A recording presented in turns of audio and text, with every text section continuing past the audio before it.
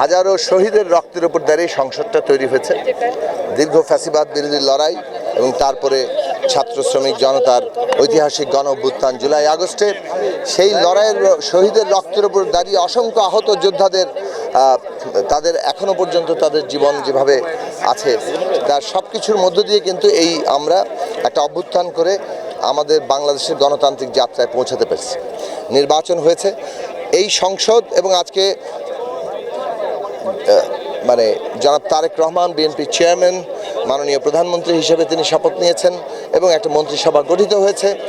এই সরকার, এই সংসদ শহীদের রক্তের যে ঋণ সেটাকে ধারণ করবে এবং শহীদদের আকাঙ্ক্ষা, আহত যোদ্ধাদের আকাঙ্ক্ষা, সারা দেশবাসী যারা ছাত্র শ্রমিক জনতা লড়াই করেছে তাদের প্রত্যেকের আকাঙ্ক্ষাকে পূরণ করার জন্য এই কাজ করবে।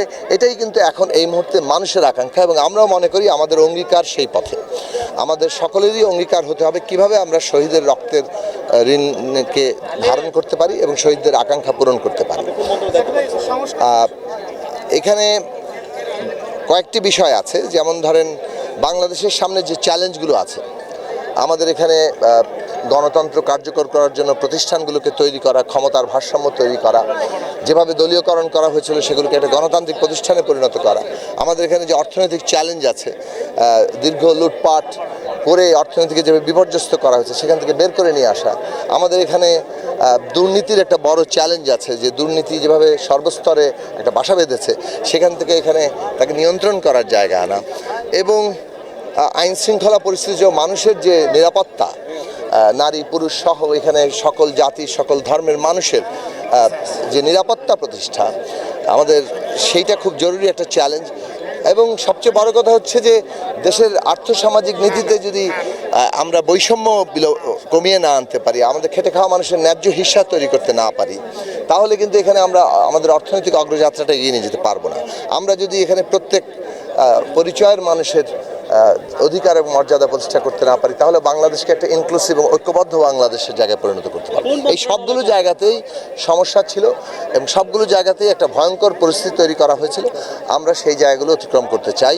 আমি প্রথমত আমাদের বাঞ্ছারামপুরবাসীর নেতৃবৃন্দ এখানে উপস্থিত আছেন এবং আমরা বাঞ্ছারামপুরের জনগণ যারা আমাদেরকে ভোট দিয়ে নির্বাচিত করেছেন তাদের প্রতি আমার কৃতজ্ঞতা জানাই, আমার ভালোবাসা জানাই এবং তাদের প্রতিনিধি হিসাবে ব্রাহ্মণবাড়িয়ার, যেহেতু ব্রাহ্মণবাড়িয়া জেলার একটি থানা, ব্রাহ্মণবাড়িয়ার নেতৃবৃন্দ এখানে আছেন, আমি ব্রাহ্মণবাড়িয়া জেলা, বাঞ্ছারামপুর জেলা আমার ভোটারদের প্রতি আমি আমার ভালোবাসা জানাই, সারা বাংলাদেশের ভোটারদের প্রতি ভালোবাসা জানাই যারা এই নির্বাচনটাকে সফল করে তুলেছেন। এবং আমরা চাইব যে সরকার বিরোধী দল মিলে একটা গণতান্ত্রিক ধারা আমরা যাতে তৈরি করতে পারি। আমি এখনো পুরোপুরি নিশ্চিতভাবে জানি না, তবে দেখেছি যে অর্থ এবং পরিকল্পনার একটা জায়গা আমাকে একজন জানিয়েছেন। এখনো আমার ধারণা যেটা এটা মাননীয় প্রধানমন্ত্রীর এখতিয়ারের মধ্যে আছে, তারা যে মন্ত্রণালয় নির্দিষ্ট করবেন সেভাবেই তো দায়িত্ব পালন করবেন।